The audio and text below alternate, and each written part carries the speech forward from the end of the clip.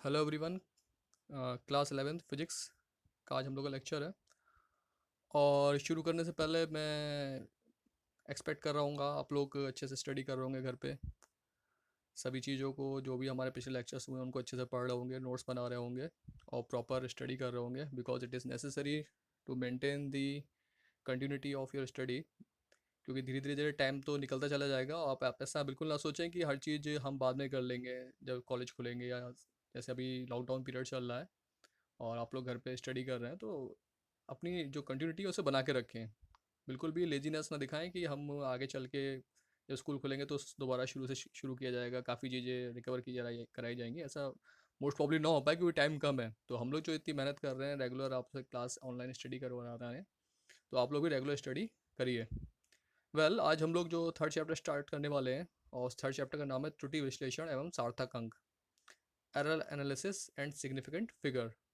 तो अब हम लोग फिजिक्स में आ रहे हैं। फिजिक्स में आप कई चीज़ें पढ़ चुके हैं और अब धीरे धीरे आप जानते ही हैं फिजिक्स में मेजरमेंट और एक्सपेरिमेंटल काम काफ़ी होता है। तो उसमें डिफरेंट जो एरर्स होती हैं उनमें जो डेटा निकल के आता है वो डेटा कितना सिग्निफिकेंट है, उसमें जो डेटा के जो नंबर्स आ रहे हैं कैसी उनकी वैल्यूज़ हैं, क्या एक्यूरेसी है, ये सब चीज़ें हम लोग को पढ़नी होंगी डिटेल में। तो उसी से रिलेटेड काफ़ी टॉपिक हमको इस चैप्टर में पढ़ने हैं, तो it is very important chapter. तो बिल्कुल तैयार हो जाइए अच्छे से इसको समझने के लिए, बिकॉज इसकी जो टॉपिक है वो आगे चल के भी काफ़ी ज़्यादा, एक तो आपकी स्टडी के लिए तो ज़रूरी ज़रूरी है ही, साथ ही आगे चल के भी बहुत सी स्टडीज़ में काम आते हैं, इवन कॉम्पिटिशन्स में भी काफ़ी काम आते हैं। तो अच्छे से चैप्टर को पढ़िए और ध्यान से समझिए और अपने प्रॉपर नोट्स वगैरह तैयारी कीजिए। ठीक है। तो आज जो हमारा पहला टॉपिक आता है इसमें वो है मापक यंत्र। नाउ मेजरिंग डिवाइस, हम लोग सभी लोग जानते हैं कोई ना कोई मेजरिंग डिवाइस होती है। जस्ट लाइक आपके पास आपके बॉक्स में, ज्योमेट्री बॉक्स में एक स्केल्स होते हैं, ठीक है, प्रोटेक्टर्स वगैरह होते हैं। तो ये एंगल मेजरमेंट के काम भी आने वाले इंस्ट्रूमेंट्स होते हैं। तो ये सब क्या होते हैं, मेजरिंग डिवाइस होती हैं। आप कपड़ा लेने जाते हैं तो वही वहाँ पे उसके पास मीटर स्केल होता है, वो कपड़ा नाप के देता है। आप सब्जी खरीदने जाते हैं तो वो सब्जी आपको तोल के देता है। आप ज्वेलरी शॉपिंग करने जाते हैं तो वो ज्वेलरी के लिए वहाँ पे अलग डिवाइसेस होती हैं जो बहुत ही हल्की चीज़ों को नाप तोल लेती हैं। तो डिफरेंट मेजरिंग डिवाइस हम अपने आसपास देखते हैं। तो यही क्या होती हैं, ये यंत्र जिससे वह यंत्र जिसकी सहायता से भौतिक राशियों का मापन किया जाता है उन्हें मापक यंत्र कहते हैं। बेसिक डेफिनेशन है, सो इसे बस अपने पास दिमाग में रखिए। नेक्स्ट होती है यथार्थता की सीमा। यथार्थता की सीमा क्या है, किसी यंत्र द्वारा जिस सीमा तक यथार्थ मापन किया जा सकता है वह उसकी यथार्थता की सीमा कहलाती है। देखिए बोल्ड यहाँ पे कर रखे हैं जो लेटर्स ब्लैक में लिखे हुए हैं, बोल्ड ब्लैक लेटर्स में को पढ़िए। किसी यंत्र द्वारा जिस सीमा तक यथार्थ मापन किया जा सकता है वह उसकी यथार्थता की सीमा कहलाती है। अब जैसे क्या होता है ना कि इस तरह की मेजरिंग डिवाइस हैं, आप हर मेजरिंग डिवाइस से हर चीज़ एक्यूरेटली नहीं नाप सकते। जस्ट लाइक आप सब्जी वाला जो तराजू होता है, किसी चीज़ को जो वेट मेजरमेंट वाला जो तराजू होता है सब्जी वालों के पास, उससे अगर आप सपोज़ सोना आप लेना चाहते हैं कोई बहुत ही कम मात्रा में, जैसे कोई खरीदना चाहता है सपोज़ 10 ग्राम या 5 ग्राम, या कोई सिक्का खरीदना चाहता है 20 ग्राम, तो अगर आप 20 ग्राम उस तराजू तोलेंगे तो आपको एग्जैक्ट वैल्यू नहीं मिल पाएगी। कोई अंदाज़ा नहीं लगा पाएगा कि वो 20 ग्राम है कि 25 ग्राम रह गया, 21 ग्राम है, कोई नहीं बता पाएगा। तो उसके लिए उसका जो वेइंग मशीन होती है वो अलग होती है। ऐसे ही अगर आप सपोज़ अपने बालों की मोटाई नापना चाहते हैं तो आप अपना नॉर्मल स्केल यूज़ करेंगे तो उससे आपको नहीं पता चल पाएगा, क्योंकि बाल बहुत पतले होते हैं और आप उसकी मोटाई स्केल से भी करना चाहेंगे तो स्केल में इतने छोटे छोटे खाने नहीं होते हैं जो उसमें बाल को पूरा एक्यूरेटली बता पाए। कभी कोई बाल या कोई घास या फिर कोई छोटा ऐसा टुकड़ा हो जो बहुत पतला हो, उसको आप स्केल से मेज़र करके देखिए, आप नहीं नाप पाएंगे। तो ये एक लिमिट होती है हर इंस्ट्रूमेंट की अपनी, कि आप उसको यूज़ कहाँ तक कर सकते हैं। तो यह होती है यथार्थता की सीमा, लिमिट ऑफ एक्यूरेसी। इसके आगे चलते हैं। फिर आता है एक वेरी गुड अल्पतमांक, least count, very important topic. इसको हमेशा स्टूडेंट्स समझें ध्यान से, कभी ना भूलें।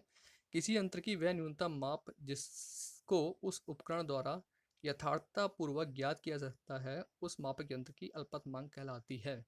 किसी मापक यंत्र की यथार्थता की सीमा उस यंत्र की अल्पतमांक पर निर्भर करती है, यानी हर मेजरिंग डिवाइस जो है उससे आप मिनिमम कितना वैल्यू जो है आप यथार्थतापूर्वक एकदम अच्छी तरीके से नाप सकते हैं, वो उसकी क्या कहलाती है, लीस्ट काउंट कहलाती है।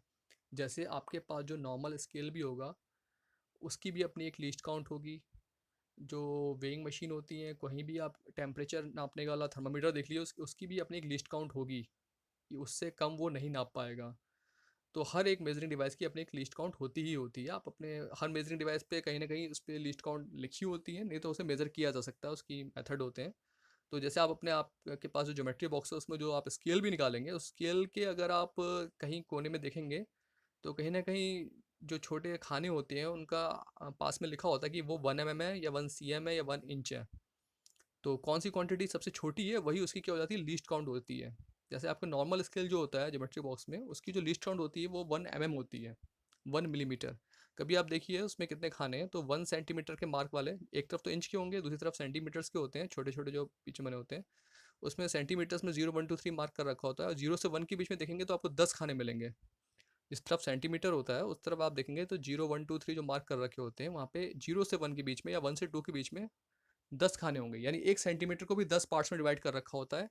यानी जब एक को आप 10 से डिवाइड करेंगे तो आपको मिलेगा 0.1 सेंटीमीटर, और 0.1 सेंटीमीटर कह लीजिए या उसे 1 मिलीमीटर कह लीजिए, बात एक ही है। तो किसी नॉर्मल स्केल का जो लीस्ट काउंट हो गया वो कितना हो गया, 1 mm। इसी तरीके से जो आपके घर में घड़ियाँ होती हैं, उस घड़ी की जो लिस्ट काउंट होगी समय नापने वाला, समय आप देखिए कितने में हो सकता है, घंटे में हो सकता है, मिनट में हो सकता है, सेकंड में हो सकता है। लेकिन छोटे छोटे समय क्या होता है घड़ी से, सेकंड। और कितना मिनिमम सेकंड आप नाप सकते हैं, 1 सेकंड, क्योंकि जो सेकंड वाली जो स्टिक होती है जो उसमें चलती रहती है, वो देखिए एक बार में 1 सेकंड तक टिक करती है, उससे छोटा कोई टिक वो लेती नहीं है। तो वो आपका क्या हो जाता है, लीस्ट काउंट हो जाता है। हालांकि अब बहुत सारी अलग टाइप की डिजिटल वॉच आती जाती है जिसमें भी सेकंड के भी पार्ट्स कर रखे होते हैं, लेकिन मैं नॉर्मल अभी वॉल क्लॉक की बात कर रहा हूँ, जिसमें 3 स्टिक्स होती हैं, 3 निडल्स होती हैं। एक आर निडल होती है, एक मिनट वाली निडल, और एक सेकंड निडल। तो सेकंड निडल मिनिमम 1 सेकंड ही टिक करती है एक बार में। तो उसकी क्या हो गई, लीस्ट काउंट हो गई।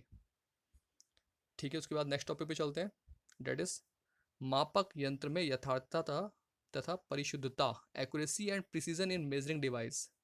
सो नाउ, सामान्य दृष्टि से यथार्थता तथा परिशुद्धता लगभग एक ही होती हैं। सामान्य दृष्टि से यथार्थता तथा परिशुद्धता लगभग एक ही होती हैं, या एक ही अर्थ का बोध कराती हैं। परंतु वैज्ञानिक दृष्टि से इन दोनों का उपयोग भिन्न भिन्न परिस्थितियों में भिन्न भिन्न होता है।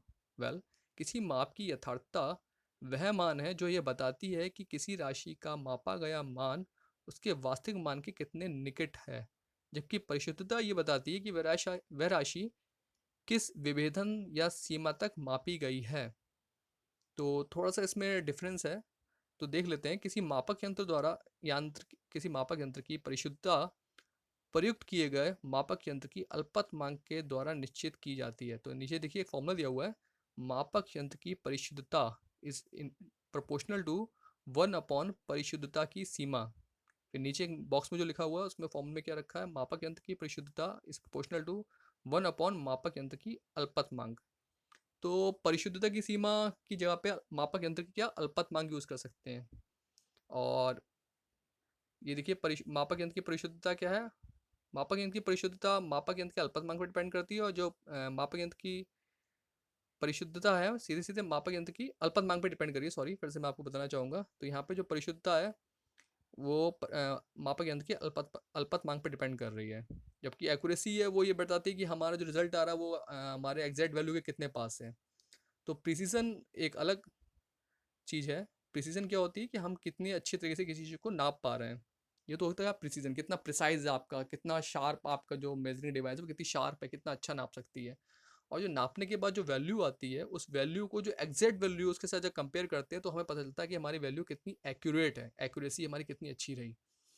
तो एक्यूरेसी एंड प्रिसीजन मतलब एक तरीके से आपको वो एक पहले वाली बात कि बोध तो एक ही बात का कराती है, लेकिन उनका साइंटिफिक वे में मीनिंग अलग अलग होता है। तो this is the difference between these two, कि आपकी जो प्रिसीजन है वो आपको अल्पतमांक से मिल रही है, और जब हम किसी मेजरिंग डिवाइस की परिशुद्धता लिख लेते हैं, उसके बाद अब जब मेज़र कर लेते हैं, मेज़र करने के बाद जो रिजल्ट आता है उस रिजल्ट को जब हम एग्जैक्ट वैल्यू से जब कंपेयर करते हैं तो उसमें जो डिफरेंस होता है उससे हम लगाते हैं कि अंदाज़ा कि एक्यूरेसी कितनी रही है हमारी। सो ये बेसिक डिफरेंस है दोनों में, एक्यूरेसी एंड प्रिसीजन में। इसके आगे चलते हैं। तो अब हम लोग को बात करनी है डिफरेंट टाइप ऑफ एरर्स की, कि एरर इन मेजरमेंट, कि हम कोई भी चीज़ मेज़र करते हैं तो उसमें एरर हो जाती है। इट इज़ नॉर्मल थिंग कि किसी चीज़ को हम मेज़र कर रहे हैं तो उसमें कुछ एरर आ रही है, होता है नॉर्मली। तो एरर क्यों आती है, क्या वजह हो सकती है, ये सब हमें देखना है, और किस टाइप से एरर कैलकुलेट की जाती हैं, ये सब चीज़ हमको पढ़नी होती है। तो इसमें ये बात बता रखी कि और त्रुटि को हम कैसे समझ जाते हैं कि एरर आ रही है, कि हमने जो एक तो किसी चीज़ की एग्जैक्ट वैल्यू होती होती है, और हमने किसी चीज़ से मेज़र किया, तो सपोज़ कुछ जो मान आया उसे हम क्या कहते हैं, प्रेक्षित मान कहते हैं, एक्सपेरिमेंटल वैल्यू या ऑब्जर्व्ड वैल्यूज़। तो वास्तविक मान को बोलते हैं एग्जैक्ट वैल्यू, रियल वैल्यू। तो रियल वैल्यू में से जब हम जो मेजर्ड वैल्यू होती है उसको घटाते हैं, तो हमको पता चल जाता है कितना डिफरेंस आ रहा है। अगर आपने नापा एकदम बिल्कुल सटीक है, तो जो डिफरेंस होगा वो ज़ीरो होगा। और अगर आपके जो मापने में कुछ एरर रह गई होगी, तो वहाँ पे जो आप वास्तविक मान में से प्रेक्षित मान घटाएंगे, तो वो नॉन ज़ीरो वैल्यू मिलेगी, यानी कुछ ना कुछ अंतर आएगा। तो ये आपकी होती है मापन में त्रुटि बताती है। सपोज़ जैसे अक्सर अब डिजिटल वेइंग मशीन होती है कहीं कहीं पर, और कहीं कहीं पे सब्जी के जो तराजू होते हैं, जो अक्सर नॉर्मल वेंडर्स जो होते हैं ठेले पे रखे होते हैं। तो अगर नॉर्मल जो वेंडर्स होते हैं जो हाथ वाला तराजू यूज़ करते हैं, उसमें क्या होता है कि कई बार जो पल्ले होते हैं वो घिस जाते हैं, या फिर उनकी डोरियों में थोड़ी सी गांठें वगैरह इधर उधर लगी होती हैं, या उनके पकड़ने पकड़ने का तरीका थोड़ा अलग अलग होता है। तो कई बार जो होती है, जो तोल जो होती है सब्जियों की, वो सही नहीं होती है। लेकिन उन्हीं सब्जियों को अगर एक्चुअल डिजिटल वेइंग मशीन जो होती है उन पर तोला जाए, तो हमको एकदम एग्जैक्ट वैल्यू काफ़ी पॉइंट्स तक मिल जाती है सही। तो एग्जैक्ट वैल्यू वहाँ पे हम अच्छे से नाप सकते हैं डिजिटल वेइंग मशीन में। जबकि जो हाथ वाले तराजू होते हैं उसमें वैल्यू थोड़ी डिफरेंस आएगी, तो वो जो आप दोनों में डिफरेंस देखेंगे तो वो आपको मिलेगी मापन में त्रुटि। तो ये डिफरेंस हम डिफरेंट वेइंग मशीन जो ज़्यादा एक्यूरेट होती हैं उनसे पता कर सकते हैं। तो अभी समझ वाली बात क्या है, मापन में त्रुटि कैसे कैसे हो सकती है। वास्तविक मान और प्रेक्षित मान में जो डिफरेंस होता है उससे क्या कहते हैं, मापन में त्रुटि।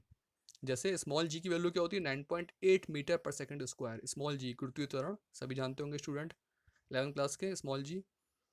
तो स्मॉल जी की वैल्यू होती है 9.8 मीटर पर सेकंड स्क्वायर, गुरुत्वीय त्वरण। और अगर इसे एक्सपेरिमेंटली जैसे प्रैक्टिकल लैब्स में हम लोग फाइंड आउट करते हैं, या भी आप भी फ्यूचर में हम लोग करेंगे, तो उसमें जो वैल्यूज आती है कई कई बार स्टूडेंट्स की 9.7, 9.6, या 9 भी आ रही है, किसी किसी 10 आती है, 10.2 आती है। तो ये सब 9.8 से डिफरेंट आ रही हैं। तो इनमें ये कहते हैं कि हमारा मेजरमेंट था उसमें कुछ ना कुछ एरर रही होगी। एरर हमेशा आती है, एरर नॉर्मल सी बात है, इससे डरने वाली कोई बात नहीं है। मेजरमेंट इंस्ट्रूमेंट में डिफरेंट टाइप की वजह से एरर्स अराइज होती हैं, तो वो भी हम पढ़ेंगे कि क्यों क्यों एरर अराइज होती हैं। तो यही हमारा अगले टॉपिक है कि एरर्स क्यों अराइज होती हैं, कैसी कैसी एरर्स होती हैं। वेल चलते हैं। तो पहली एरर आ रही है सिस्टमेटिक एरर्स, क्रमबद्ध त्रुटियाँ। अब क्रमबद्ध त्रुटियाँ क्या होती हैं, वह त्रुटियाँ जो केवल एक दिशीय ऋणात्मक अथवा धनात्मक होती हैं, उन्हें क्रमबद्ध त्रुटियाँ कहते हैं। ये त्रुटियाँ मापक यंत्र की रचना, तकनीक की अपूर्णता, मापन के समय और बाह्य कारकों जैसे ताप दाब आदि में परिवर्तन तथा मापनकर्ता की व्यक्तिगत सीमाओं के कारण होती है। इन त्रुटियों का पूर्णतः निराकरण नहीं किया जा सकता है, लेकिन इस प्रकार की त्रुटि के मापन में कमी लाई जा सकती है। और कमी लाने के जो तरीके होते हैं उसके लिए ये हम कर लेते हैं कि जिस चीज़ को हम मेज़र कर रहे हैं उसको एक बार नहीं, एक से ज़्यादा बार, दो तीन बार, चार पांच बार मेज़र कर लेते हैं, और उसकी एवरेज निकाल लेते हैं। तो वो हमारे वहाँ पे त्रुटि थोड़ी सी रिड्यूस हो जाती है काफ़ी ज़्यादा। तो ये हम एक्सपेरिमेंट में यूज़ करते हैं कि जब भी आप एक्सपेरिमेंट करा होगा आप लोगों ने 9th 10th में या 11th 12th में जब करेंगे, तो उसमें देखिए टेबल बनाई जाती है, और टेबल में एक ही चीज़ को 3 या 4 बार मेज़र कराया जाता है, और फिर बाद में उसका मीन लिया जाता है, एवरेज, ताकि हमको थोड़ी सी एक्यूरेट वैल्यू मिले। तो ये जो क्रमबद्ध त्रुटियाँ होती है इसमें बहुत सारी एरर्स होती हैं अंदर। इंस्ट्रूमेंटल एरर होती हैं, पर्सनल एरर होती हैं, इंस्ट्रूमेंट्स में कुछ कमी रह गई है बनने में, या इंस्ट्रूमेंट्स में ही कुछ है, या फिर आसपास आपका एटमॉस्फेयर डिफरेंस हो रहा है, टेम्परेचर डिफरेंस कर रहा है, प्रेशर डिफरेंस कर रहा है, तो उसकी वजह से एरर्स आ ही जाती हैं। तो ये एरर्स, इनको आप हटा नहीं सकते, ये ज़्यादातर बनी रहती हैं। बस इनको रिड्यूस किया जा सकता है नंबर ऑफ़ एक्सपेरिमेंट बढ़ा के, नंबर ऑफ़ काउंट्स बढ़ा के। आप किसी भी चीज़ को कई बार मेज़र करिए, तो वो एरर्स क्या हो जाती हैं, रिड्यूस हो जाती हैं काफ़ी ज़्यादा। इसके बाद चलते हैं यादृच्छिक त्रुटियाँ, रैंडम एरर्स। ऐसी त्रुटियाँ जो परिमाण और दिशा में यादृच्छिक होती हैं, यादृच्छिक त्रुटियाँ कहलाती हैं। इस प्रकार की त्रुटियां अज्ञात कारणों के द्वारा उत्पन्न होती हैं, तथा इस प्रकार की त्रुटि मापन कर रहे व्यक्ति तथा प्रयोग पर निर्भर करती हैं।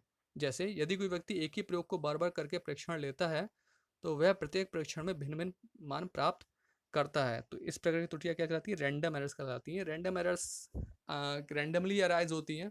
एक ही एक्सपेरिमेंट को कोई दो व्यक्ति अलग अलग, या फिर एक ही व्यक्ति कई बार अगर करेगा, तो उसमें कुछ ना कुछ चेंजेस मिलते हैं। जैसे आप सपोज आपको अगर फीवर, या घर में अपना ही नॉर्मल फीवर भी नहीं, अगर आप अपना टेम्परेचर मेजर करें, तो मोस्ट प्रॉब्ली थर्मामीटर से अगर आप टेम्परेचर मेजर कर रहे होंगे, तो कई बार 98.6, 98.5, या हो सकता है कभी कभी 98.7 मिल जाए एक ही टाइम पे। कई बार वैल्यूज़ एक जैसी नहीं मिल रहे हैं, तो ये सब क्या कहलाती है, रैंडम एरर्स कहलाती हैं, जो स्वतः ही स्पॉन्टेनियसली अपने आप ही अराइज होती हैं।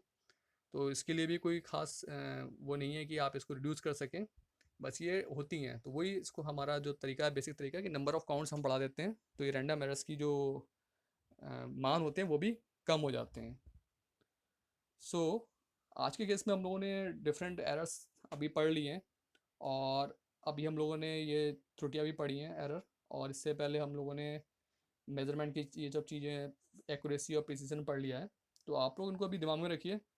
आज का लेक्चर में हम लोगों ने काफ़ी टॉपिक अच्छे से पढ़े हैं, इनको दिमाग में रखिए, क्योंकि हम लोग नेक्स्ट लेक्चर्स में फिर इन्हीं एरर्स के बेस पे जो मैथमेटिकल फॉर्मूले हैं, कि मैथमेटिक्स में इन्हें फिर कैसे कैलकुलेट किया जाता है मैथमेटिकली, उस पर बात करने वाले हैं। तो इन्हें अभी दिमाग में रखिए। आज थ्योरेटिकल था ज़्यादातर सेक्शन, उसके बाद हमारा जो न्यूमेरिकल फॉर्मुलेशन वाला सेक्शन आएगा, तो अच्छे से पढ़िए।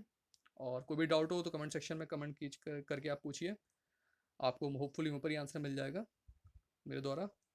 तो ठीक है, स्टडी करिए, फिर मिलते हैं आप लोग से, तब तक के लिए धन्यवाद, बाय बाय।